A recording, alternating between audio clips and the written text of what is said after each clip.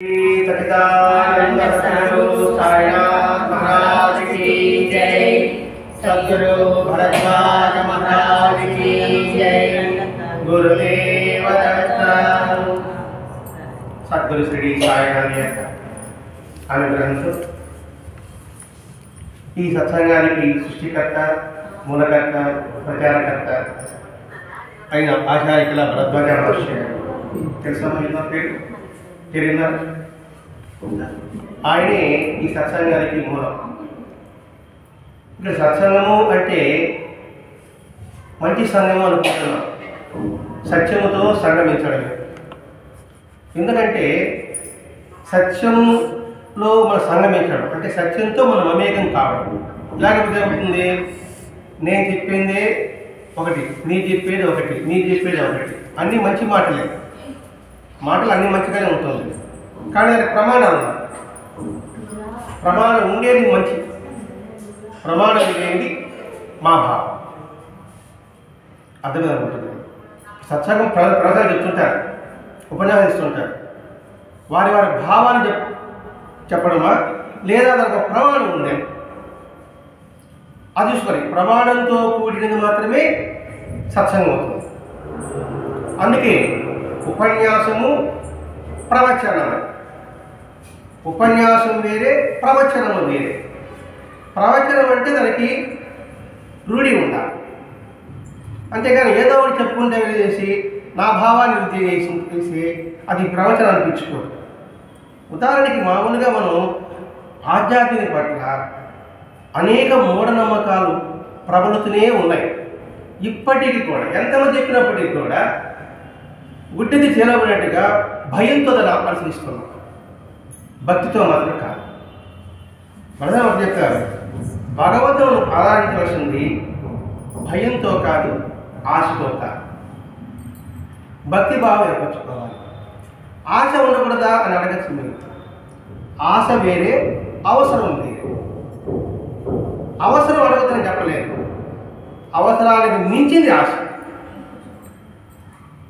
మనం ఎక్కువగా ఈ ఆధ్యాత్మికలో భయంతోనే 90% మనం దగ్గరుతున్నాం. అంటే నమస్కారం పెట్టకపోతే ఏమవుతుంది ఏమో అనే భయమే ఉంటుంది మనకి. అందులో ఈ ఆధ్యాత్మికలో మూఢాచారాలు ఎక్కువగా ప్రబలుతున్నాయి. ఇవన్నీ ఖండిస్తున్నారు. ఎవరు షిరిడి సాయినాథ్ కావచ్చు, రామకృష్ణ కావచ్చు, రమణమహర్షి కావచ్చు, స్వామి వివేకానంద కావచ్చు. కానీ వాళ్ళు ఎన్ని చెప్పినప్పటికీ కూడా ఒక భీతి కలుగుతుంది, ఏమో చేయకపోతే ఏమవుతుంది ఏమో అనిపిస్తుంది. పెద్దగా విషయం లేదా, మనం టీవీలో చూస్తూనే ఉంటాం. ఒక్కొక్క స్వామి వస్తున్నారు. మంగళవారం మల్లెపూలు, బుధవారం బంతిపూలు, శుక్రవారం ఆ తామర పూలు, ఇంకో వారం ఇంకో పూలు అంటున్నారు. ఎందుకు నేను ప్రశ్నించుకుంటున్నాను?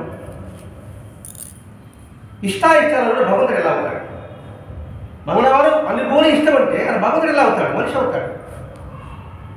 అదే ఎందుకు ఆలోచన లేకపోతున్నాం? వింటున్నాం, కట్టకపోతే ఏమో. ఇందులో స్వామి చెప్పారు కదా, కాషాయం తెలుసుకుంటారు. ఆయన కొన్ని లక్షల మంది ఉన్నారు, ఇందులో టీవీలు వస్తున్నారు. కాబట్టి ఆయన సత్యం కాబట్టి ఏం చెప్తాడు అని మనకు మళ్ళీ ఆయన సర్టిఫికేట్ చేస్తున్నాం. అందుకే మనకి ప్రమాణం భగవద్గీత ప్రమాణం. భగవద్గీత చెప్పింది చెప్పవాలి, దాని విరుద్ధంగా చెప్తే మాత్రం మనం వినకుండా సభం పాలిసీ ఉపయోగం ఉండదు. చాలా సిద్ధంగా తెచ్చుకుంటున్నాం. బంతి పూలు దేవుడికి పెట్టకూడదు అంటారు. అన్నారా? మరి పెడుతున్నారా? ఎందుకు పెట్టరు? అయ్యో చెప్పారు అంతేనా? ఎందుకు అయ్యో అడుగుతున్నారా? ఏమా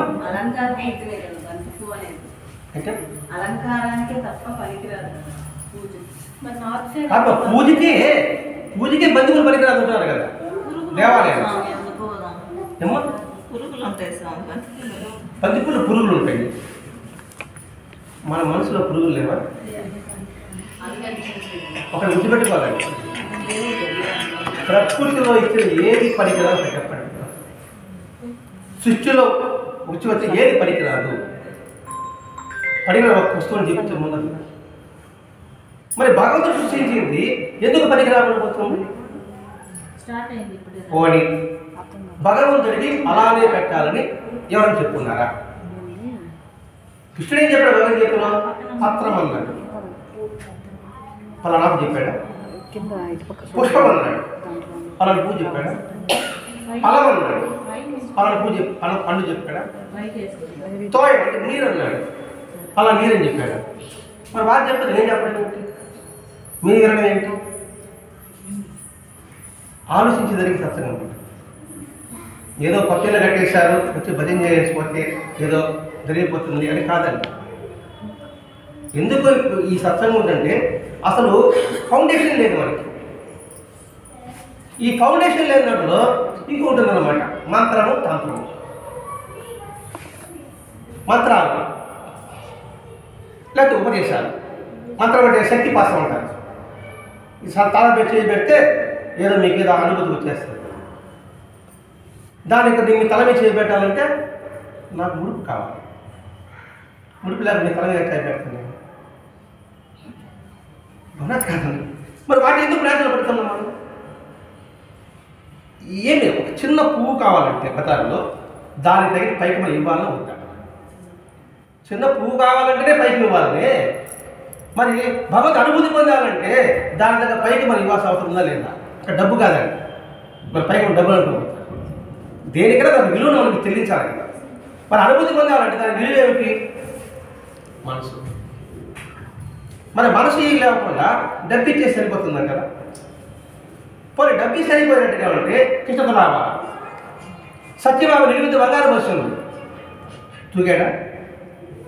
ఇవన్నీ మనకు తెలుసు, కానీ ఎందుకు ప్రార్థన పడతామా? దాన్ని చూస్తున్నాడు సరే శ్రీ సాయి గారు. ఒక తొలగి జనానికి కృష్ణుడు తిరిగాడు, ఒక పిడికిడి అటుకులకి కృష్ణుడు ప్రశ్నలు అయ్యాడు. మరి అవన్నీ పక్కన పెట్టేసి దత్తోజనమని ఇంకో భోజనం అని మనం దేవుడికి పెట్టడం ఎంతవరకు అని ఆలోచించాలండి. మనం మానవులు ఆలోచించి భగవంతుడు మనకి ఇచ్చాడు, దాన్ని ఉపయోగించాలి. ఏ ప్రాణికి లేదు. 84 లక్షల జీవరాశులు, అందులో ఒక జీవరాశి మనం 83,99,999 జీవరాశులకు లేని ఉత్తమైన ఆలోచన భగవంతుడు మనిషికి ఇచ్చాడు, దాన్ని ఉపయోగించాలి కదండి. అలాగే మంత్రము ఉపదేశం అంటే కూడా భరిస్తాం. అసలు ఉపదేశం అంటే ఏమిటి? ఉపదేశం చెప్తారంటారు కదా. ఏంటి ఉపదేశం అంటే మన దృష్టిలో ఏదో మంత్రం చెవులు ఉండడం అంతే కదండి. మన విషయం పని అదే. నిజమైన ఉపదేశం ఎలా ఉంటుందంటే ఉపదేశం చేయగానే ఉపదేశం ఎవరైతే చేశారో వాడంత దివెన్స్తో వస్తేనే అది నిజమైన ఉపదేశం. అర్థమైంది కాదు, ఆయన చెప్తా అర్థమైంది అర్థంగా ఆయన చెప్తాను, అర్థం కాదు వాళ్ళకి. రామకృష్ణ పరమహంస వివేకాన్ని ఉపదేశించారు. కాలు బట్టలు మాట కూడా చెప్పాల, కాలు బట్టల మీద దానికానే అద్వితీయ స్థితి పొందాడు. మరి ఆ స్థితి ఇప్పుడు కలుగుతుందంటున్నారా? ఇచ్చేవాళ్ళు ఉన్నారా? ఇచ్చేవాళ్ళు పుచ్చుకునే వాళ్ళు ఉన్నావా? మరి దానికోసం మనం ఎంత సమయాన్ని ధనాన్ని వృధా చేస్తున్నా ఆలోచించుకోవాలంటే ఆ విధానం అంతా మహాత్మ తెలియజేశారు. అటువంటి మహత్వంలో ఈ పాలపాటి గురువు గారని ఈయన చూసేది ఎలా ఉన్నాడు, మామూలు మనిషిగా ఉన్నాడు. ఈయన గురువు గారు అంటే ఇది రుద్రాక్షలు లేవు, కాషాయ వస్త్రాలు లేవు, విభూతి బొట్టులు లేవు. ఈయన విశాఖపట్నం ఏజెన్సీ ప్రాంతంలో కొండవారిని కోయేవారి గిరిజనులు అత్యంత మన ఉన్నత పరిస్థితి తీసుకొచ్చాడు. గిరిజనులు అంటే వాడికి అక్షరాభ్యాసం కూడా ఉండదు. అప్పట్లో నలమాంస భక్షులు ఉండేవాడు, ఏది 2వ ప్రపంచ యుద్ధ ప్రాంతంలో. అటువంటి వారిని ఉన్నతమైన వ్యక్తిగా మార్చాడు. ఈయన మామూలుగా చూస్తే ఒక పుస్తకం మామూలుగానే సూటు పొడేసి కట్టుకుంటాడు. అటువంటి వ్యక్తి కూడా ఈయన ఈ మంత్రము తంత్రము అప్పట్లో మంత్రాలు వేసి ఉన్నారండి, అంటే చేతపడంటే వాళ్ళకి అర్థమవుతుంది. అటువంటి వాళ్ళు ఎక్కువ ఉంటారు అప్పట్లో. అటువంటి వాళ్ళు ఈయనకి చేతపడి చేయాలని వస్తే మామూలుగా మంత్రికి నీళ్ళు పోస్తే ఏదో ఒళ్ళంత దురదొచ్చిన మనిషిని వదులుతాం కదా. అర్థం చేసిన తిరిగి ఈయన నీళ్ళు పోస్తే వాళ్ళ దురదొచ్చినాక నీకేం కాదు. అలాగే మా ఊళ్ళో పులుస్తుందా అంటే రాదు, పో అంటే రాదు. మా ఊళ్ళో ఇవాళగా కేంద్రం చనిపోతున్నానంటే ఈయన పోతాడు అక్కడికి. ఆ ఊరికి పోతే తన సొంత ఖర్చుతోనే దానికి కాదు వస్తువులని ఈయన తీసుకుపోతాడు. అప్పటి నుంచి అవి జరగాలి. అడిగినప్పుడు ఈయన దగ్గర ఎంతమందికి వచ్చినా కొన్ని వేల మందికి భోజనం పెట్టాము. రెండవ ప్రపంచం చూస్తే కనీసం ఒక నూక గింజ కూడా దొరికేది కాదు. రెండవ ప్రపంచానికి ఎంత మనం ఒక కరోనా టైప్లో యుద్ధం వచ్చింది అనుకోండి. అప్పట్లో కొన్ని వేల మందికి భోజనాలు పెట్టాడు ఆ అడవిలో. పెట్టేప్పుడు బ్రిటిష్ వాళ్ళు కదా, ఇంకెక్కడి నుంచి బియ్యం వస్తూ ఉంది అని పహారా కాశారు. అడవిలో చెట్లు మీద కాశారు. బయట నుంచి ఒక బియ్యం లా ఇక్కడి నుంచి బయట ఎవరు కాలేదు. లోపల ఆశ్రమం చూస్తే ఒక పిడి బియ్యం తప్ప ఇంకొంతమంది లేదు. అటువంటి మహోన్నత వ్యక్తి ఉపదేశం గురించి వివరిస్తాడు. నిజంగా అసలు ఉపదేశం ఇచ్చేవాడు ఈ కాలంలో లేడు, పుచ్చుకునేవాడు అసలు లేడు.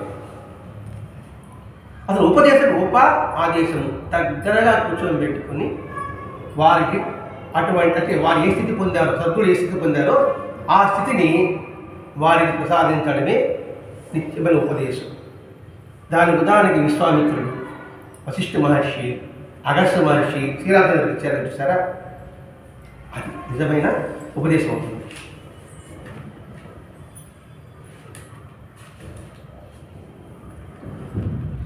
అందుకే ఇక్కడ మన ఉపదేశం అంటే చెవిలో మంత్రం చెప్పడం మాత్రం కాదు. అంటే చెవిలో మంత్రం చెప్తే అది ఉపదేశం అనుకుంటున్నాం అంటే అది ఉచ్చారణ మాత్రమే, మాట చెప్పడం మాత్రమే. అంతేకాకుండా అందుకే శ్రీసారి ఒక మాట అంటాడు, ఉపదేశాల వల్ల పరిగెత్తవద్దు.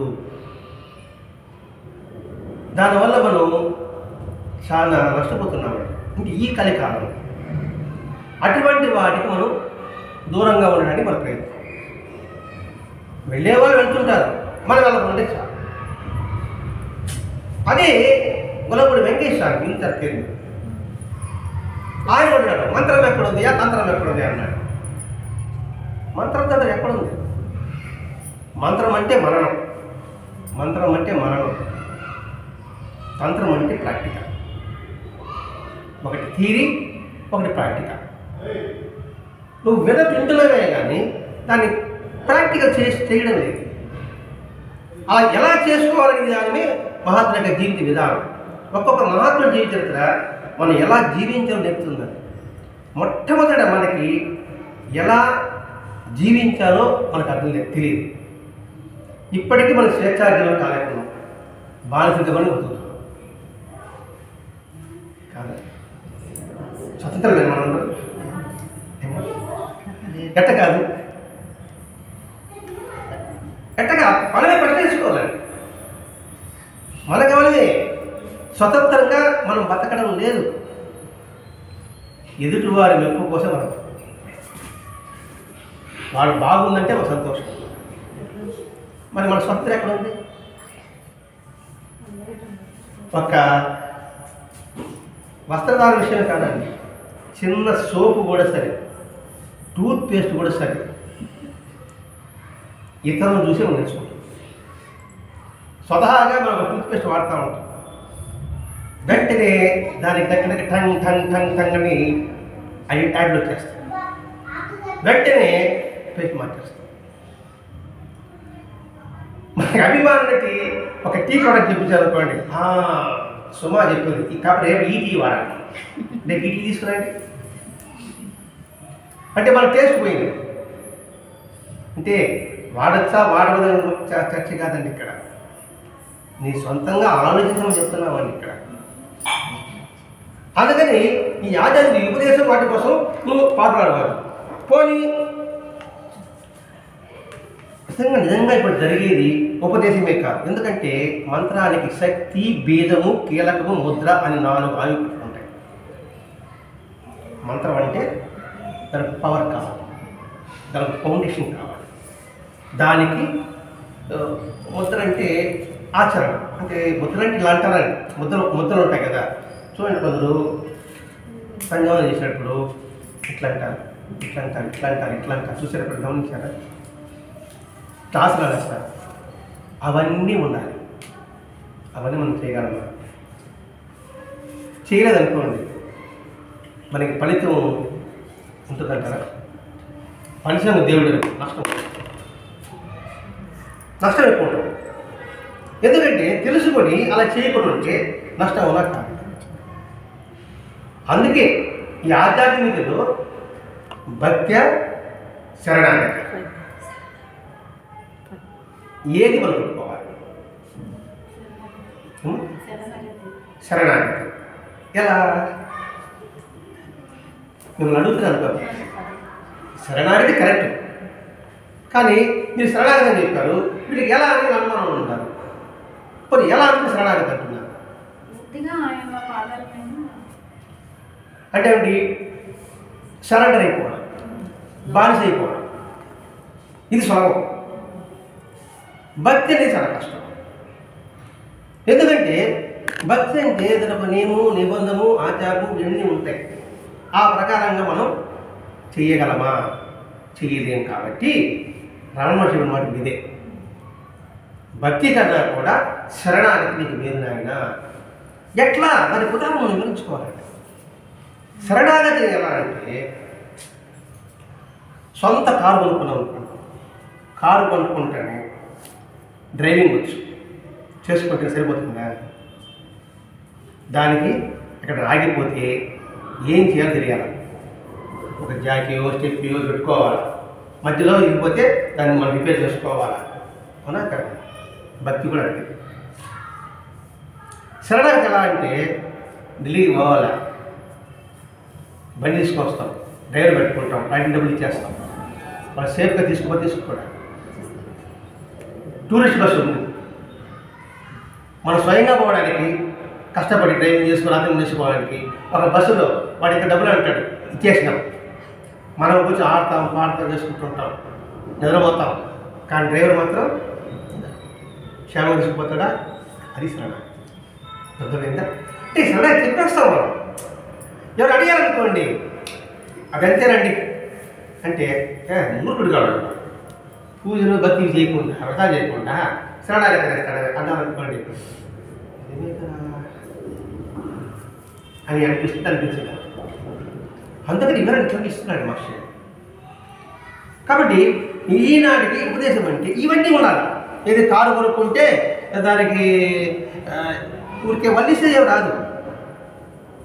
ఇప్పుడు కారు కొనుక్కోండి, డ్రైవ్ చేసుకుంటా పోదాం అనుకోండి, ఎక్కడ స్లో చేయాలి, ఎక్కడ స్పీడ్ చేయాలి, స్పీడ్గా పోవాలి. అది కూడా కదండి. రాష్ట్రంలో చూడండి, ఇక్కడ 40 కిలోమీటర్స్, ఇక్కడ 100 కిలోమీటర్స్ వేగం పోవాలి. 100 కిలోమీటర్ 40 మీద అనుకోండి, ఎలా చూసేస్తాం. 40-100 మీద అనుకోండి, గోతులు. ఇవన్నీ ఉంటాయి భక్తిలో. అదే మంత్రం ఒకటే మంత్రంలో కూడా ఉంటాయి. ఆ మంత్రతంత్రం ఎందుకంటే మనం చేయలేం కాబట్టి. అందుకని శరణాగతి. అందుకే ఉపవాసాలు కూడా అంటారు కదా. ఉపవాసాలు కూడా బాబా ఎందుకు వద్దున్నా అంటే బాబాకి ఇంత విరుద్ధం కాదు. ఎందుకు వద్దున్నాడు? దాని విరుద్ధం కాదు బాబా. మనం ఉండలేం కాబట్టి వద్దున్నాడు. మన బాబా వద్దున్నాడంటే మన అంటే శాస్త్రం చెప్పారు ఉపవాసం. మరి ఏకాదశి ఉపవాసం చెప్పారా? ఏకాదశి ఉపవాసం చెప్పారు కదండి, ఏకాదశి. మరి ఇది చెప్పారా? అది తప్పవాలి అంతే కదా. బాబా వద్దున్నాడంటే బాబా తప్పుడాడు. ఇప్పుడు గుర్తుపెట్టుకోవాలండి, బాబా చెప్పాడంటే శాస్త్రం పెడతారైనా. నువ్వు శాస్త్రం చెప్పారా కాబట్టి అయినా సాయిబు అయితే తప్పుడైనా అంటే అంటే వాస్తవం అదే కదా. ఏదైనా మన ప్రమాణం శాస్త్రం, వేదం, ఉపనిషత్తులు, భగవద్గీత ఇవి వాటిలో లేని చెప్పారనుకోండి, ఎవరు చెప్పే తప్పే. అందుకే మనం మూలవంతుడి వేదవ్యాసుడు మూలం. వేదవ్యాసుడు చెప్పేది చెప్పాలి ఎవరైనా.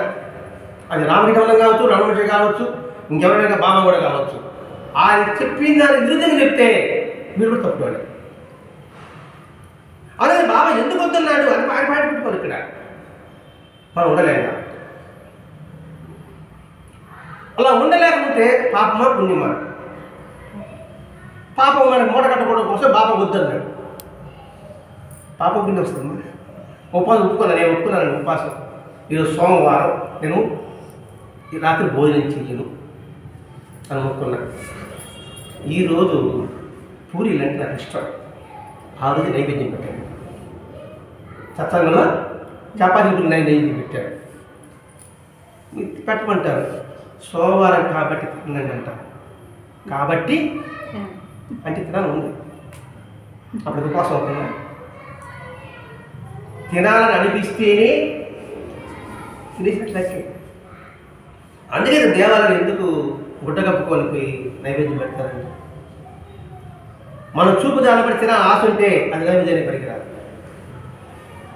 ఇన్ని వివరాలు ఉంటాయి. అందుకని బాబా వద్దన్నాడు.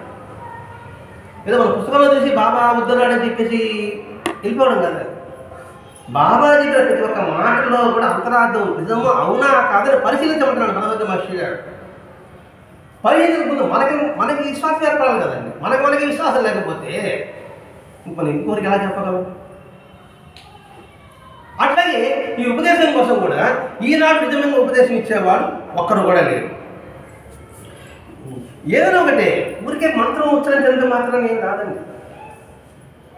కంఠస్థం ఉచ్చరించు నిజంగా గట్టి సాధన అందరూ చదువుతున్నారా? అందరూ కూర్చోండి. నోటి కూర్చొని ఉంటారు కదా, ఉన్నారా? చూడకుండా చెప్పేవాళ్ళు ఉంటారు, సరే చూసి చదివేవాళ్ళు ఉంటారు. అందులోని ఒక్క భావం అర్థంతో మన మనసు లోపలికి తుచ్చుకోబోతుందా? నన్ను భయపడిపోకండి. నేను ఎందుకు అడుగుతున్నానంటే ఆలోచన కోసం. అంతా ఉంది, అందులో ఒక్క పదం గుర్తుపెట్టుకున్నా కూడా చాలు పంచాన్ని. ఆ భావంతో చదవడం లేదు, అది బాధ. అందులోనే గురుమండల రూపిణి అని ఉంటుంది. అంటే గురుమండల రూపిణి ఎవరు? లలితాదేవి. అంటే ఏంటి? అన్ని రూపాలు ఆయన్ని. అన్ని రూపాలు ఆయన అంటే సకల దేవతలు ఆమె, సకల సరస్వరూపులు ఆమె అనే భావం అసలు చెప్పుకుంటున్నామా? ఇక్కడ ఏది ఉంటారంటే ఎవరు విమర్శించడం కాదండి. మనం ఎటు పని చేస్తున్నాం, చదువుతున్నాం, వృత్తాలు చేస్తున్నాం, తెలుసుకొని చేయండి అని చెప్పడం ఇక్కడ ఉద్దేశం. అది నా మాట కూడా కాదు. భగవద్గీతుడే చెప్పాడు, మీరు వ్రతాలు చేస్తున్నారు, అన్ని పూజలు చేస్తున్నారు, తెలుసుకొని చేయండి. తెలుసుకొని చేయడానికి తెలియకుండా చేయడానికి తేడా ఉంటుందండి. తెలియజేస్తే ఫలితం ఎక్కువ ఉంటుంది. తెలియకపోతే ఫలితం ఉండదనే కాదు, 10 మార్కులకి 50, 100 మార్కులకి తేడా లేదు. అలాగే పెద్ద విష్ణు సహస్రనామంలో విశ్వం విష్ణు రసత్కారం అడైపోయింది. విష్ణువు అంటే అనంతుడు అయిపోయినాడు అంతే.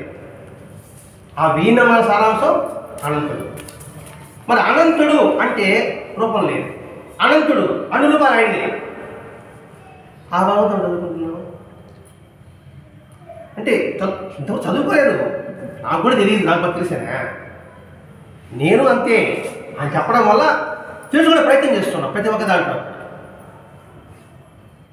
అంటే ప్రతి ఒక్కటి కూడా తెలుసుకోలేకుండా ఊరికి వల్లిస్తే వస్తుంది.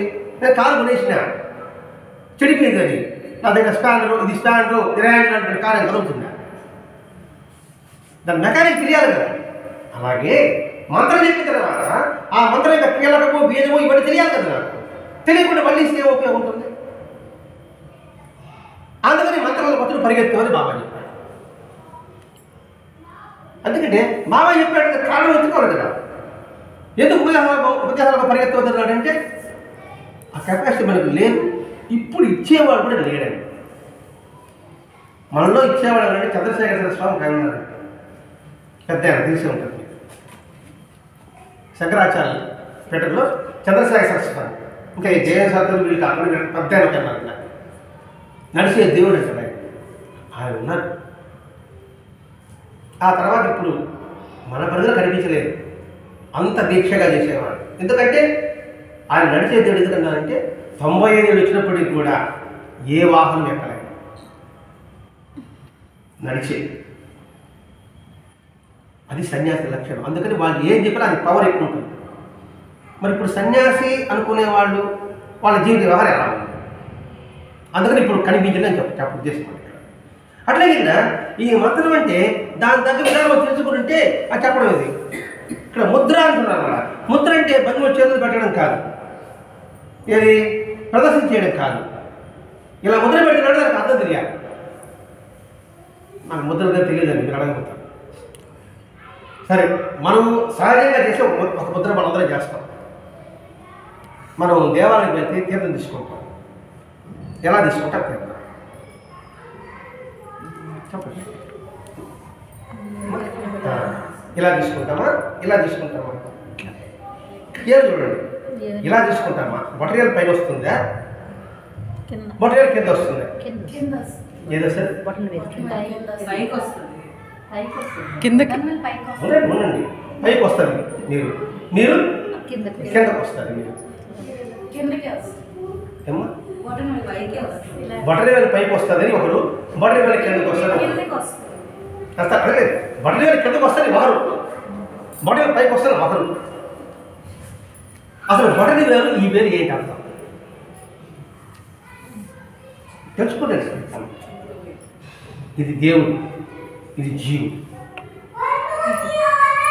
జీవుడు కింద ఉండి బొటని పైకి రాదు. జీవుడు దేవుడు పైన ఉండాలి,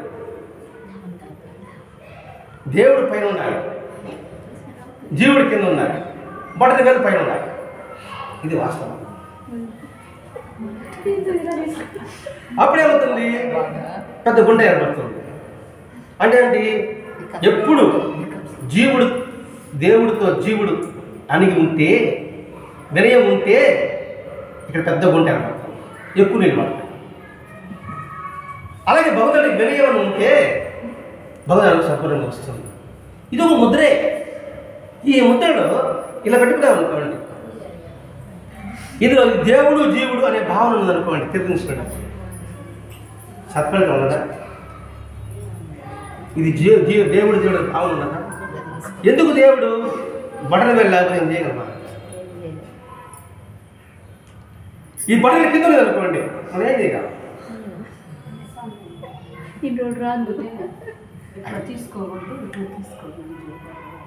చెప్పేవాడు ఒక్కొక్కరు చెప్తుంటాడు, నేను కాదని చెప్పలేదు. ఒక్కొక్కరు అందుకు చెప్పాం, ఒక్కొక్కరు భావం చెప్తుంటాడు. వాస్తవం తెలుసుకోలేదు. ఇక్కడ ఒకటి చెప్తాడు, చెప్పారు కదా, బట్ ఎవరు కింద ఒకరు చెప్తారు, వాళ్ళు ఒక సామె అర్థం చెప్పుకుంటారు. బట్ ఎవరు పైకి ఒకరు చెప్తారు, వాళ్ళు సామె ఒకరు చెప్పుకుంటారు. ఇప్పుడు ఏది కరెక్ట్ తెలుసుకోవాలి.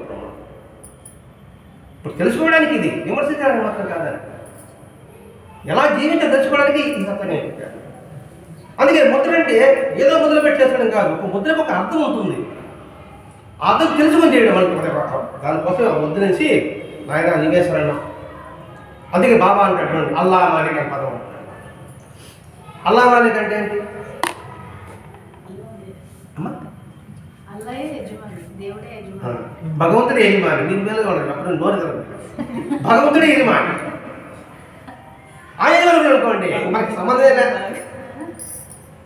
నువ్వేజమంటున్నావు, యజమాని ఏం చెప్తే చేస్తా అంటే ఏంటి? నువ్వు ఇప్పుడు ఈ పరిస్థితి ఇదే ప్రస్తావిస్తా అంతే. కష్టమైన, నష్టమైన, సుఖమైన, సంతోషమైన కూడా. సుఖం సంతోషం నవ్వుతాం, కష్టం వస్తే మాత్రం ఏది బాబా నాకేం ఇచ్చామంటాను. మరి అది యజమాని ఎలా ఒప్పుకున్నట్టు మనం? అందుకే అండి భక్తుడికి 4 లక్షణాలు ఉంటాయండి: వంగడం, లొంగడం, కట్టుబడి ఉండడం, సర్వసమర్పణ చేయడం. ఈ 4 వాడే భక్తుడు. అందుకని నేను భక్తుడు కాదను. ఎందుకంటే ఈ 4 లేదు. మరి నేనేవాడిని ఇష్టపడుతున్నా, అది కూడా కష్టమే. మళ్ళీ ఇష్టపడతాను కూడా అది కష్టమే. మళ్ళీ నేను ఇష్టపడినప్పుడు ఆ ఇష్టం నా ఇష్టం కావాలన్నమాట. ఆవిడ కూడా కొంచెం నిలికే ఉంది. మీకు అర్థమంది లేదు, అర్థమవుతుంది. మనం భక్తులు మనకు మనం మాలేసుకుంటాం. ఎంతవరకు ఆలోచించాలండి. వంగడం, వంగే వినయం ఉంది, అందుకని గుళ్ళకపోతాం. లేకపోం కదా.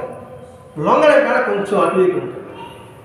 మన ఇష్టమైన జరిగినప్పుడు మాత్రం లొంగుతున్నాం.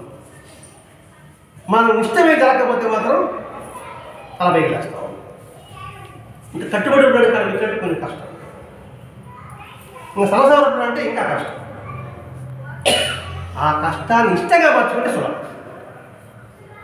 ఆ ఇష్టంగా మార్చకపోతే బాబా చెప్పారు, అల్లా మనకి ఆయన యజమాని, మన సేవకులు. కాబట్టి ఆయన ఏది ఇచ్చినా అది మనకు కాదు. అనుకుంటే అనుకోగలుగుతున్నావా? కొన్ని దాకా అనుకుంటున్నాం.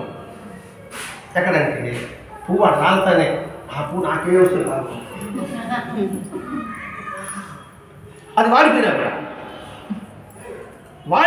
మనం నెక్స్ట్ మాట తెచ్చుకున్నామా ఏంటి మా వాడిపోయిన పువ్వే అంటే అదే వెంకటేశ్వర దేవాలయంలో పొద్దునేది పోసాయి వాడిపోయి అన్ని చెబుతారు అనుకోండి, స్వామి నాకేంటి స్వామి అనుకున్నాం.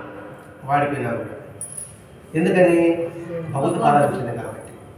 అలాగే ప్రతి ఒక్కటి మన జీవితంలో వాడి కూడా నష్టం అవుతున్నాం, అది కూడా తీసుకోవడానికి వచ్చుకుంటాం. ఎందుకంటే మన ప్రారంభం ఏదైనా కూడా సుఖమైన ప్రారంభమే, నష్టమైన ప్రారంభమే కాదంటారా? పుణ్యం కొద్దీ చెప్పండి. అంటే పురుషుడు అంటే మగవాడు అర్థం కాదండి. పురుషుడు అంటే మానవుడికి అర్థం. పురుషుడు అంటే ఏదో మగవాడే అనుకుంటున్నారు, అంటే పుణ్యం స్త్రీ ఉండరా అని. పురుషుడు అంటే సంస్కృతి అంటే మానవుడు. అలా అన్నప్పుడు మరి దాని ఎందుకు మనం విశిష్టత లేకపోతున్నాం? అందుకని అవన్నీ ఈ ముద్రలు ఈ ఉపదేశాలు అన్నీ కూడా తంతు మాత్రం కాదు. తంతు అంటే ఏంటి? మెకానిక్. ఇప్పుడు పూజ చేస్తున్నాను అనుకోండి, నిజంగా శ్రద్ధగా ఆయన ఎదురుగా ఉన్నాడు, కూర్చొని ఉన్నాడు అని బొట్టు పెడుతున్నావా? లేదు అందంగా ఉండాలని, అంత మెచ్చుకోవాలని బొట్టు పెడుతున్నావా? ఆలోచించాలి.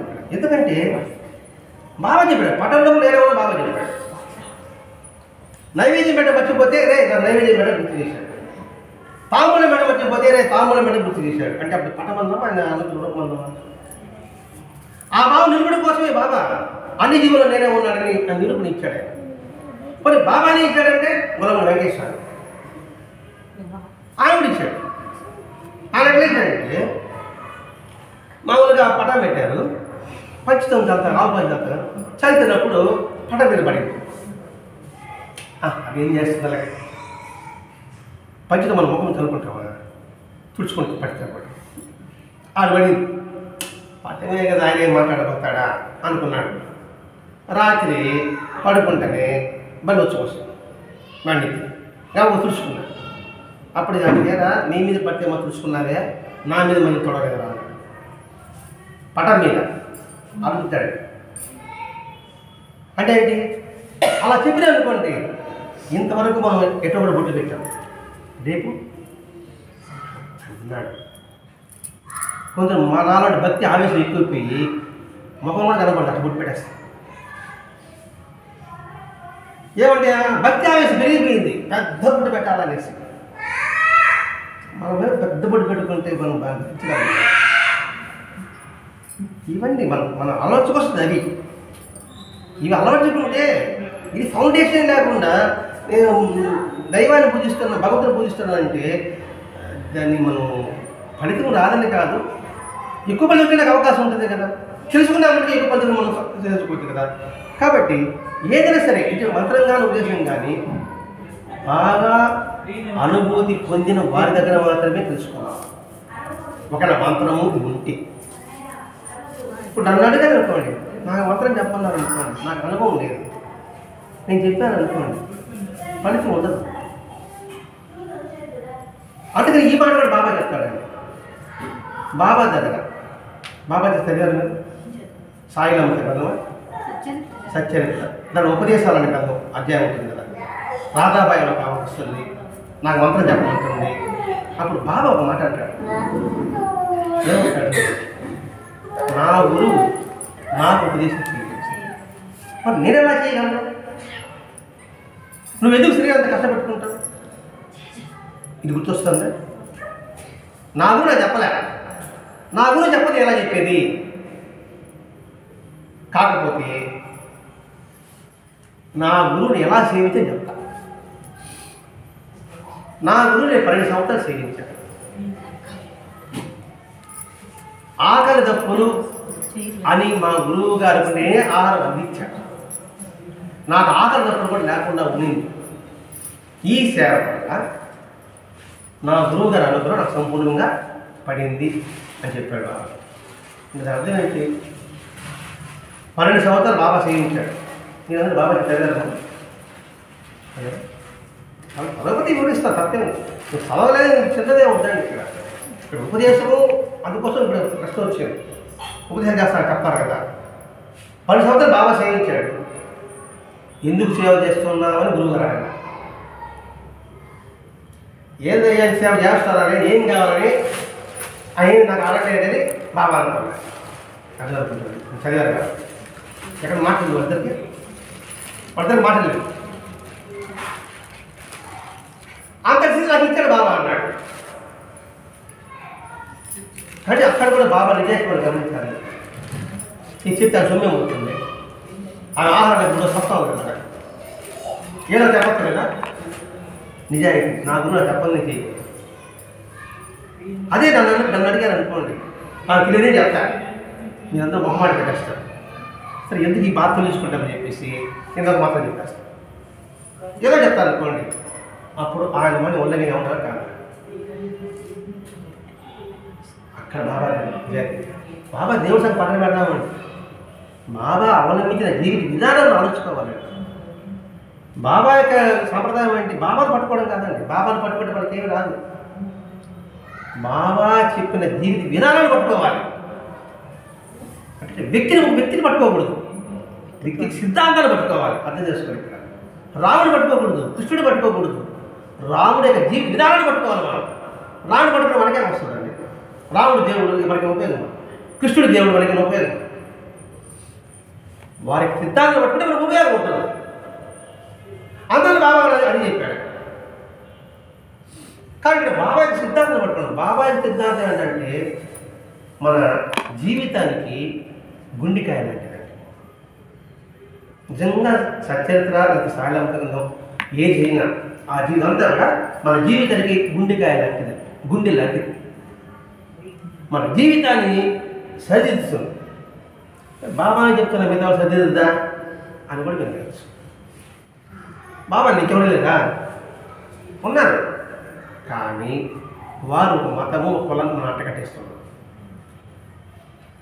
అంటకట్టేస్తున్నారు కదా అప్పుడు మిగతా సంగతి ఏంటి ఆ కులం వాళ్ళకే అది అనుగ్రహమా మిగతా కులం వాళ్ళకి అనుగ్రహం లేదా ఇవ్వడా అది అనుమానం వస్తుంది కదా వాళ్ళేం చెప్పారు కానీ మనం మార్చేస్తాం స్వార్థం కోసం నేను కృష్ణుడు అనుకోండి కృష్ణుడిది జాతి కులం నేను పుట్టాను అనుకోండి అప్పుడేమంటాను కృష్ణుడు మా దేవుడు అంటే మా దేవుడు అయితే మిగతా అవసరం పురా చెప్పాడా చెప్పలే ఎందుకంటే పూతన చంపడానికి వచ్చింది చిన్న బిడ్డ ఇప్పుడు పాలిచ్చి చంపాల్సిన కొన్ని సినిమా చూసింది రండి మనం చాలా ఇప్పుడు కూడా ఆమెకు కూడా సభ్యత ఇచ్చాడు ఎప్పుడైతే ఈ స్పష్టత తగదు కానీ ఆమెను తగలబెడితే పెద్ద భారీ శరీరం సినిమా చూస్తాం కదా సుగంధ వ్యాధి వచ్చింది ఆమె శరీరం కాల్సి ఎలా ఉంటుంది శవాన్ని కాల్సి ఎలా ఉంటుందండి దుర్వాసన ఉంటుంది కానీ అసలు చంద్రం అసలు వచ్చింది మన అటువంటి ఆయన ఒకరికి ఎలా సొంతం అవుతాడు అయినా వాళ్ళకి అందుకని బాబా వచ్చాడు కులము మతము జాతి వర్గభేదం లేకుండా అందుకని బాబా జీవితం బాబా జీవితం ఉద్దేశం అది ఆ విషయం పారాయణం చెప్పాడు కురాణి చెప్పాడు బాబా రామకరం చెప్పాడు విష్ణురామకరం చెప్పాడు మరి అది ఏ కులం వాడంట ఏ జాతి వాడంట అందుకని ఇక్కడ బాహ్యమైనది కాకుండా యాంత్రికంగా కాకుండా సజీవంగా చేయండి అందుకని అటువంటి వాడిని ఆశ్రయిస్తాం ఇప్పుడు అనుభవకుల దగ్గర నేర్చుకుంటే మనకి ఫలితం ఎక్కువ ఉంటుందా పుస్తకం దగ్గర నేర్చుకుంటే ఫలితం ఉంటుందా ఏదైనా కావచ్చు ఆట కావచ్చు పాట కావచ్చు వంట కావచ్చు తోట పని ఏదైనా కావచ్చు కదా ఎందుకు ఒక ఆట కోచ్ ఉంటాడు ఆ ఫుట్బాల్కి ఎందుకు ఉంటాడు వాటి మనకు మెలుగులు చెప్తాడు అలాగే సద్గురువుని ఎందుకు ఆశ్రయించాలంటే మన సాధనలో సులభమైన మార్గాన్ని మెలుగులు చెప్తాడు అందుకు బాగా ఆశ్రయించాలండి ప్రతి ఒక్కటి కూడా ఇప్పుడు ఎందుకంటే ముద్దల కింద వచ్చిందండి ఇక్కడ ఆ ముద్ద తెచ్చుకోవాలంటే వాళ్ళని ఆశ్రయించాలని చెప్పుకున్నారండి మన శాస్త్రం ఏం చెప్పారంటే పంచ యజ్ఞాలు చేయని చెప్పారు ఈ పదం ఉందని కూడా పంచ యజ్ఞాలు చేయాలి దేవయజ్ఞము తినుంటారు పేరు దేవయజ్ఞము ఋషి యజ్ఞము పితృయజ్ఞము మనుష్య యజ్ఞము భూత యజ్ఞము ఈ 5 యజ్ఞాలు చేయాలని మన శాస్త్రంలో భగవంతుడు చెప్పబడి ఉంది. ఓయమ్మ మనకి అర్థమే కాదు అని మనం దూరం వెళ్ళిపోతాం. బాబా దగ్గర ఇచ్చాడు దేవైద్యం, నీ కులదైవాన్ని ఇష్టదైవాన్ని పూజించండి అని బాబా చరిత్రలో మనకి లేదా? సప్తశృంగి దేవికి మొక్కుకుంటే వాళ్ళ అమ్మ వస్తుందా? నా కూతురు ఆరోగ్యమని చెప్పాడా? నాకేమని చెప్పాడా? 2 అంటే దేవకి మనం చేయించాడు. ఋషి యజ్ఞం. ఋషి యజ్ఞం అంటే మనం ఏ సద్గుణాన్ని నేర్చుకుంటాము తిరిగి దాన్ని 10 మందికి అందించాలి. అలాగే బాబా కూడా అందరినీ తను తెలుసుకున్న దాన్ని 10 మందికి చెప్పమని, అది చావడలో కావచ్చు, ఇంకోటి కావచ్చు, సాటే కానీ కపర్తి కానీ పంచదశ గ్రంథాలు ఆడ చదివి చెప్తే బాబా శబాష్ అన్నాడా లేదా? కాబట్టి ఋషియజ్ఞం కూడా బాబా చేపిస్తున్నాడా లేదా? పితృయజ్ఞం. పితృలు అంటే మన తల్లిదండ్రులే కాదండి. ఈ భక్తుడికి పితృడు అంటే ఏమిడు? మనల్ని చూసేవాడు అంతే కదండి, మనం పోషించేవాడు. అవునా? అలాగే ఈ ప్రకృతి అంతా మనం పోషిస్తుంది కాబట్టి వాడిని గౌరవించు అని ప్రతి ఒక్క ప్రాణిలో కూడా నేనే ఉన్నానని బాబా నిరూపణ చేశాడా లేదా? చెప్పాడా? చెట్టు కనపడుతున్న దానికి ప్రాణం ఉందని చెప్పాడా లేదా? బాబా చెప్తున్నాడు. మనుషులు ఇక్కడ మనుషులు యజ్ఞం అంటే అంతే కదా, మనిషిగా గౌరవించు, మనిషిగా గౌరవించు, మానవత్వం కలిగి ఉంది అని. మానవత్వం లేకుండా వ్యవహరించిన వాటిలో బాబా ఏం చేశాడు? ఒక భిక్షగతి వచ్చింది నాశనం దగ్గరికి, కదులుకున్నాడు. బాబాతో మాట్లాడాడు. మీకు చదివారు కాబట్టి దాంట్లో చెప్తాను, గమనిస్తున్నాను. ఇద్దరు లేదని ఇద్దరు కదులుకుంటారు, లేదు అలాగే తప్పచ్చు కదా అని మనిషి యజ్ఞం కూడా బాబాకి ఏమిచ్చాడు కదా. 5 భూతయజ్ఞం. భూతయజ్ఞం అంటే సర్వ జీవ ప్రాణకోట్లన్నీ కూడా, చీమ నుంచి పెద్ద జంతువు పక్షులు అన్నీ కూడా.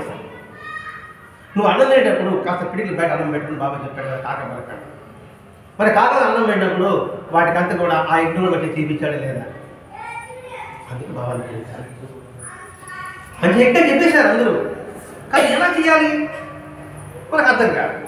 అంటే అర్థమయ్యే భాషల్లో ఆయన తెలియజేశాడు.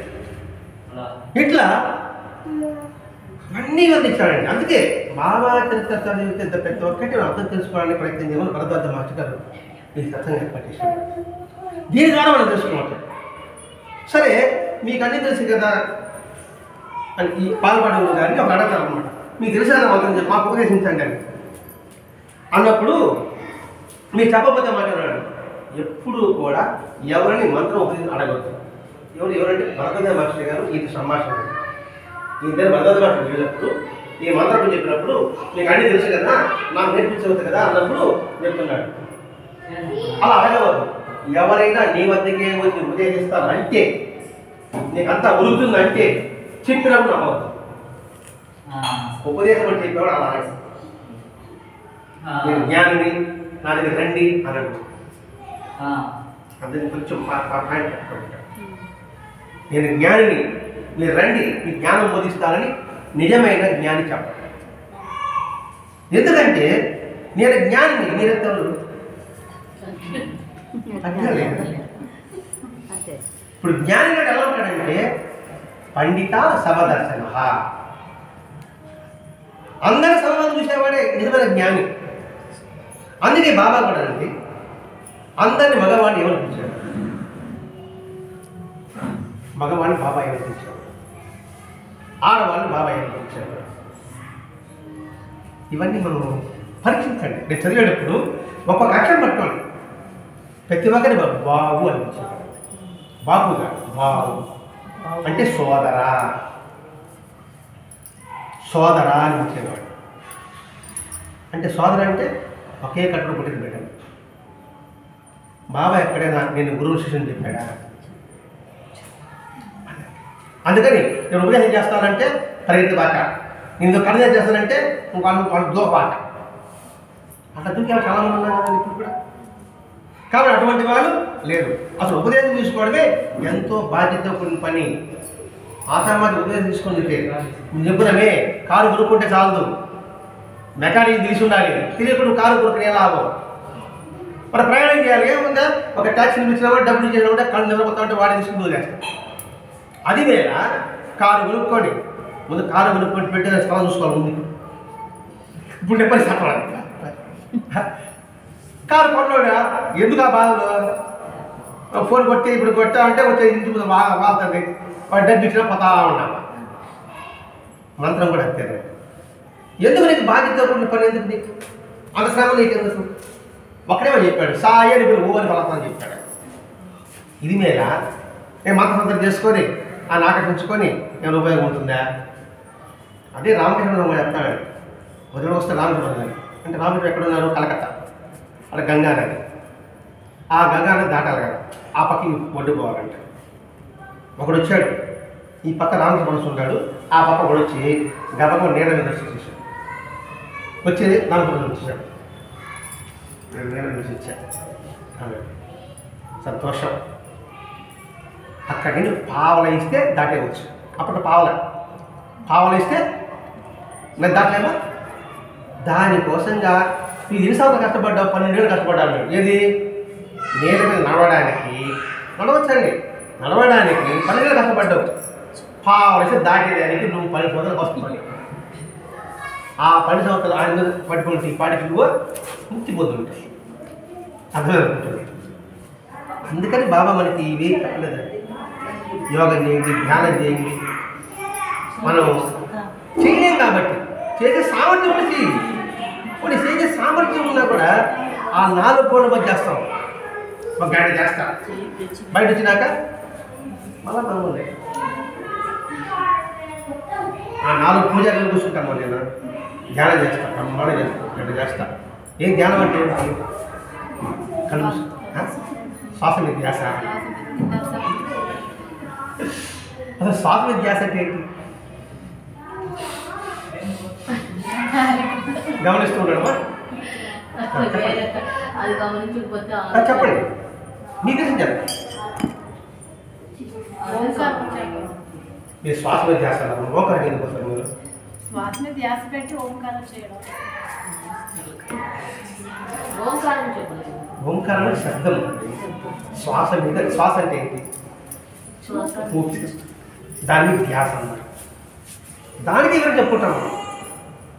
ఓంకారం శబ్దం అయిపోయింది కదా, శ్వాస గుర్తొస్తుంది మీకు. ఓంకారం ఓ అంటే మీకు శ్వాస గుర్తొస్తుందా? నిజం చెప్పండి. నా అనుభవంతో చెప్తున్నాను. మామూలుగా భగవంతుడు బాబానే ఇక్కడ పెట్టుకుంటాను, ఆయన రూపంలోనే ధ్యానిస్తాను.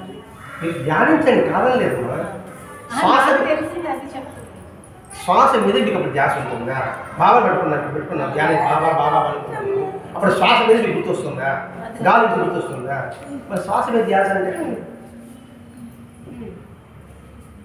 అంటే విమర్శ కాదండి, దయచేసి అట్లా ఇప్పుడు భావించదు. శ్వాస మీద ధ్యాస అంటే అర్థం ఉంది, అర్థం లేకుండా లేదు, తెలియకుండా దాన్ని పట్టుకుంటున్నాం. శ్వాస మీద ధ్యాస. శ్వాస అంటే ఊపిరి పీల్చడం, వదలడం. ఆ ఊపిరి పీల్చడం ప్రతి ఒక్క జీవిలో కూడా చిన్న ప్రాణి నుంచి పెద్ద ఏడైన ప్రాణి వరకు కూడా శ్వాస ఉంటుంది. శ్వాస అంటే అందరూ పీల్చే ఊపిరి ఒకటే గాలి. అన్నప్పుడు అందరూ సమానంగా వేరే అందరూ సమానం మీద ధ్యాస పెట్టు. అది దాని భావం. అది అందరి సమాన భావం ఉన్నప్పుడు గంట చేశావా? 2 గంటలు చేశావు. ఏమైంది? మనం తక్కువ చేసామా? ఇంకే శ్వాస మీద చేస్తాం. పోయింది అంతే.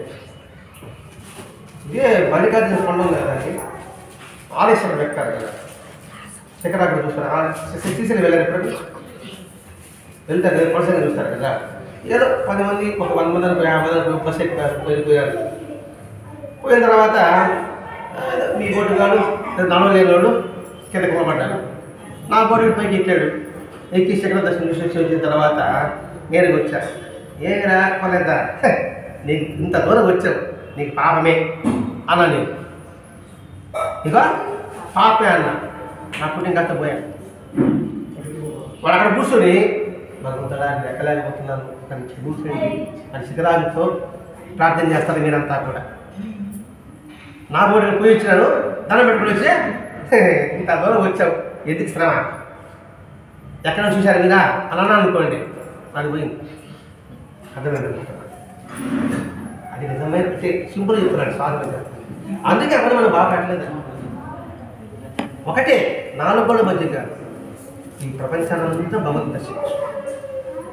అది నిజమైన ధ్యానం అంటే. ధ్యానం అనేది కూడా ది ప్లస్ యా, ధ్యానము బుద్ధితో ప్రయాణం సాగించిన అర్థం అంటే. బుద్ధి అంటే ఎరుక, ఎరుకంటే ఏమిటి, అల్లా మనకనమే అని బుద్ధి పెట్టుకొని అట్లా నువ్వు ఎవరు చెప్పినా పడితే నువ్వు వినవద్దు. ఈ కలియుగంలో అది ఇప్పుడు మరీ ఎక్కువ, మనకి తారసపడే ఎక్కువ మంది ఉంటారు. కానీ మనం జాగ్రత్త పడాలి. వెంటే ఉంది అటు అనుకుంటే అట్టండి సార్, చాలా ఉపదేశాలు చేస్తున్నారు కదా, ఉపదేశాలు చేస్తున్నారు, వింటున్నారు కదా, మరి మీరు లేదంటారు ఎట్ట అని అడిగాడు. ఈ బలరాజు ఏంది ఏముందిలే, ఇప్పుడు ఉపనయనాలు పెళ్లి తద్దినాలు జరుగుతున్నాయి కదా అంతే. ఉపనయనాలు తద్దినాలు పెళ్ళిళ్ళు జరుగుతున్నాయి, నిజంగా అర్థం తెలుసుకొని పెళ్ళిళ్ళు తద్దినాలు చేస్తున్నారా? నిజంగా వివాహంలో చెప్పే మంత్రం అర్థం తెలుసుకొని మనం నడుచుకోగలుగుతున్నామా?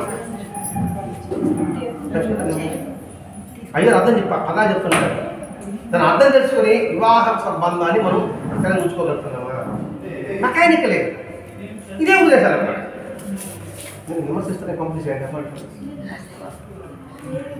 వాస్తవ చిత్రం ఒకటి చేస్తున్నారా, ఆలస్యం మొదలుపెట్టాము అందుకని కొంచెం చూస్తున్నా. కాబట్టి వాటి జోలికి వెళ్ళొద్దు. ఇప్పుడు యాంత్రం జరుగుతున్నాయి కదా, ఇప్పుడు యాంత్రం జరుగుతున్నాయి అంతే. అయితే గుంపులో పోయిందా, ఎంతమంది పరిగిస్తున్నారు కదా ఉపదేశం కోసం, మనం కూడా పోతాం అనే ఉంది. కానీ నిజంగా అందరూ అర్థం చేసుకుని ఎవరు వెళ్ళటం లేదా? అంతెందుకు, ఇంతకుముందు మీకు తెలుసో తెలియదు, వినాయకుడు పాలు తాగుతాడు విన్నారా? పరిగెత్తి పోయినా ముక్క కట్టాలి, ఫుల్లు పెట్టేప్పుడు అక్కడ తోల కూడా అట్టున్నాయి కట్టి పెట్టి కొత్త కింద కాదు తాగినాడు, మా క్లాస్ తాగినాడండి. పత్ర పట్టుకున్నాడు, ఆడుస్తూ ఉన్నాడు పాలు యోరే. చంద్రుడు బాబా కనపడ్డాడు, చంద్రుడు కదా, చంద్రుడు బాబా పడతాడు, బాబా కనపడతాడు అంటే పక్కన లేదు బాబా ఇటు పడ్డాడు. దూరంగా ఉంది మరి చెప్పడం కోసమే.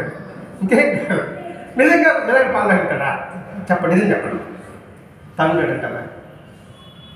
వేళ మీద అది ఈ ఉపదేశాలు కూడా అందుకే చెప్పడం. ఇక్కడ అలా పరిగిస్తున్నారు, అలా పరిగెత్తి పాటలు తగిన వేసి.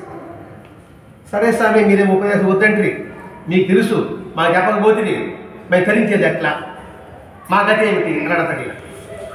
మీకు అడిగి తెలుసు కదా, మీరు కనుమరుగా అనుకోండి మీకు అంతరించిపోతుంది కదా, మాకు ఆ చెప్పచ్చు కదా అని బదులు అంటున్నాడు. అప్పుడు ఆయన అన్నాడు బ్రదర్ మాస్టర్ గారిని, ఎందుకన్నా ఉద్దేశం, నువ్వు పోతున్న మార్గం కూడా రాజబాటి. ఎవరు పోయేది? మాస్టర్ గారు పోయే మార్గం రాజబాటి. ఎందుకు రాజబాటి అన్నాడు? మాస్టర్ గారు గృహస్థు, మామూలు మనలాగే జన్మించాడు, మనలాగే ఉద్యోగం చేశాడు, మనలాగే వివాహం చేసుకున్నాడు, మనలాగే సంతానం.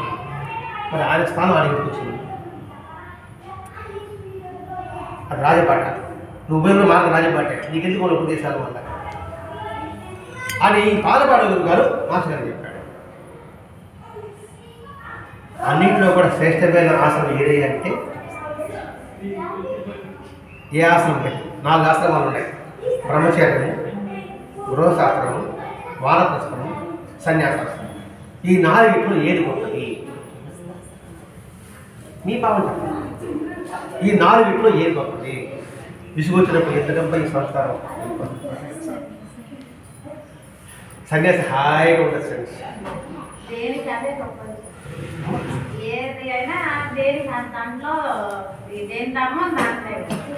వాటిలో ఏది గొప్పది?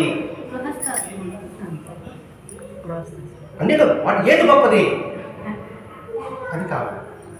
వేరుశనగ పప్పు ఉంది, జీడిపప్పు ఉంది, బాదం పప్పు ఉంది, అన్ని పప్పులే కదా. మరి ఏది గొప్పది? అన్నీ గొప్పవే, వాటిలో ఏది లేదు. 22 క్యారెట్ల బంగారం ఉంది, 24 క్యారెట్ల బంగారం ఉంది, 999 బంగారం ఉంది. మీరు ఏది కోరుకుంటారా? 999 బంగారం కోరుకుంటారా? 24 కోరుకుంటారా? 22 కోరుకుంటారా? అది అంటే అవి చేసి మీకు అర్థమవుతుందండి.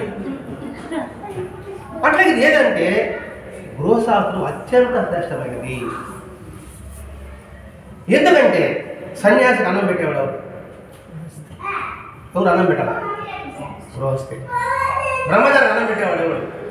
గృహస్థే. మానవుడికి అన్నం పెట్టేవాడు గృహస్థే. మన ఈ గృహశాస్త్రం పెద్ద తక్కువ అనుకుంటాం, అత్యంత శ్రేష్టమైనది. ఇది నా మాట కూడా కాదండి, వెంకటేశ్వర చెప్పాడండి. మీరు గొప్పవాళ్ళయ్యారు ఏమంటే మీ చెయ్యి పై ఉంటుంది, ఆ చెయ్యి కింద ఉంటాయి. వెంకటేశ్వమి 82 రోజులు జీవించున్నాడండి. 1982 ఆగస్టు 24 జీవించున్నాడు.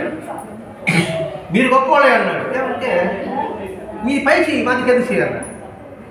ఇప్పుడు ఆ స్వామి పిచ్చాడు పోయినాడు, అప్పుడు స్వామి కింద చేయ పై చేయాలి, మధ్య కూడా పై చేయి. మీకు ప్రమాణం చెప్తున్నానండి, ఏదో చెప్పేసుకోవాలండి. ఇంకోటి చెప్తాడు ఆయన, సన్యాసి కూడా ధర్మంగా ఉంటే గొప్ప కాదయ్యో, సంసారం ధర్మంగా ఉంటే గొప్ప అన్నాడు. సంసార ధర్మం ఏంటి? స్వధర్మం, తల్లి ధర్మం, తండ్రి ధర్మం, భార్య ధర్మం, బిడ్డ ధర్మం, వాళ్ళ ధర్మం ఏ పోషణ. ఇప్పుడు నేను అనుకోండి, నేను ఒకటి తండ్రిని, ఒకటి బిడ్డని, ఒకటి సోదరుడిని, ఒకటి భర్తని, ఆ పోతే ఆ ధర్మాన్ని పాటించాలి. అలా పాటిస్తే ఇది గొప్పది. అన్నీ వదులుకొని నేను గొప్ప ఏమన్నది, అన్ని వదిలితే గొప్పటి ఏమన్నది లేక అన్నీ ఉండి జనం వేస్తే గొప్ప. ఇంకా చెప్పాలంటే నేను బలహీనుడిని, నేను ఎవరు కొట్టలేను. ధర్మతుడు అంట, నాకు బలం ఉంది, మీరు కొట్టగలరు కానీ నేను కొట్ట. ఎవరు గొప్పవాడు? బలముండి ఎదుటోడు తను ద్రోహం చేసినా కొట్టబడవాడు గొప్ప, వీడికి బలం లేకుండా నేను కొట్టనండి అని వీడు గొప్ప. అది గృహస్థం. అందుకని ఆ గృహదానంలో మనకి ఈ నియమాలు ఏం పెట్టలేదండి, చిన్న చిన్న వాక్యాలు చెప్పాడు. కాబట్టి మన రాజవాటి మన సధర్మాలు కనిపిస్తాయి. ఇది కూడా అన్నాడండి ధర్మరాజు. యక్ష ప్రశ్న విన్నారు ఎప్పుడన్నా? పేరుంది యక్షుడు ప్రశ్న వేశారు విన్నారా? మీరు ఉంటారు. యక్షుడు ప్రశ్నిస్తాడు కదా ధర్మరాజుని, తపస్సు అంటే ఏమి అన్నాడు కండి యక్షుడు. సరైన సమయం చెప్పాలా? తపస్సు అంటే ఏమలేదు, మనకంటే ఏముందా, కళ్ళు మూసుకొని తపస్సు వాడు తపస్సు అనుకుంటాం. తపస్సు అంటే స్వధర్మమే తపస్సు, సామాజిక ధర్మమే తపస్సు. అర్థమవుతుంది. మీరు బోరు కొడిచాడు ముగిచ్చేస్తారు, బోరు కాదు. కాబట్టి మనం వెళ్ళేది రాజపాటే. కాబట్టి నువ్వు పోతున్న మార్గం టూరిస్ట్ బస్సులో సీటు కనుక చేసుకున్నట్టు మనం ఈ పరిస్థితి శరణాగతనరే ఇది చేసుకుంటే చాలు. ఇలా ప్రతి ఒక్క విషయంలో కూడా ఈ వెంకటేశ్వర పాలపాడు గురువు గారు నిరంతరము ఆత్మీయతో ప్రేమతో ప్రతి ఒక్కరిని ఆదరించడం అలవాటు చేసుకుంటున్నారు. రెండోది సామూహిక సేవా కార్యక్రమం చేసుకోవాలి. ఒకటే నిజంగా మనం అంటే మొట్టమొదటి కావాల్సింది సహనము, పట్టుదల. ఈ సహనము పట్టుదలతో మనం దేనైనా సాధించగలము. ఇంకోటి ప్రేమపూర్వకమైన మాటలతో. ఈ మూడు విధాలు నేర్చుకుంటాం అనుకోండి, నిరంతరము భగవంతులకు సంపూర్ణంగా మనం పొందగలం. దీనికి ఒక ఫార్ములా చెప్పి ముగిస్తారు. ఈ ఫార్ములా పట్టుకుంటే ఏ మంత్రము తంత్రము పొందాలి. 1 డెడికేషన్, 2 డిసిప్లిన్, 3 డిటర్మినేషన్, 4 డైనమిజం. ఈ 4 ఉంటే సాధించలేనిది ఉండదు. అంకిత భావం, క్రమశిక్షణ, పట్టుదల, ధైర్యం. ఈ 40 ఫార్ములాగా వస్తున్నామంటే మనం భగవంతు సన్నిధిలో నిరంతరం ఆ అనుభూతికి పొందగలం. అప్పుడు మంత్రం వద్దు, తంత్రం లేదు, దేనికోసం పరిగెత్తే అవసరమూ లేదు. ప్రతి పనిలో అంకిత భావం కలిగి ఉండండి, ప్రతి పనిలో క్రమశిక్షణ కలిగి ఉండండి, ప్రతి పనిలో పట్టుదల కలిగి ఉండండి. ప్రతి పని అనండి, దేవుడి పని చెప్తాను కదా. మన స్వతనంలో మన ఇంట్లో మన పని ఆ ఈ నామం చేసినా కూడా భగవంతుడు ఎత్తుకుంటూ వచ్చి వాడతాడు. మన పరిగెత్తు దానికి ఒక ఆమె చెప్తారు చూడండి, దీపం పెడతారే కార్తీక మాసం చెప్పండి, పోలే అమావాస్య అంటారు కదా, విన్నారు మీరు?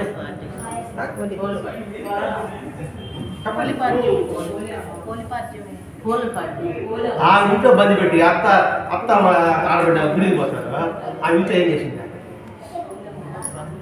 నేను కూర్చొని మన నుంచి అందుకోవాలా అది అండి. కాబట్టి భగవంతు చేరాలంటే బాహ్యమైన ఆడాచారాలు, అలంకారాలు, దేవుడికి అభిషేకాలకు వెండికి బంగారు గిట్ట పెట్టాలని కాకుండా హృదయపూర్వక మనోపుష్పాన్ని సమర్పించండి, సహనం అనే పుష్పాలు సమర్పించండి, శాంతి అనే పుష్పాలు సమర్పించండి, దయ అనే పుష్పాలు సమర్పించండి, కరుణ అనే పుష్పాలు సమర్పించండి, అహింస అనే పుష్పాలు సమర్పించండి, తపస్సు అనే పుష్పాలు సమర్పించండి, క్షమ అనే పుష్పాలు సమర్పించండి. ఈ పుష్పాలను స్వీకరిస్తాడు బాహ్యమైన పుష్పాలు. అది వరదరాజ మహర్షి గారి ఈ సత్సంగాల ద్వారా మనందరికీ తెలియజేసింది సత్యం. శ్రీ సచ్చిదానంద సద్గురు సాయినాథ్ మహారాజ్ కీ జై, సద్గురు భరద్వాజ్ మహారాజ్ కీ జై, గురుదేవ దత్త.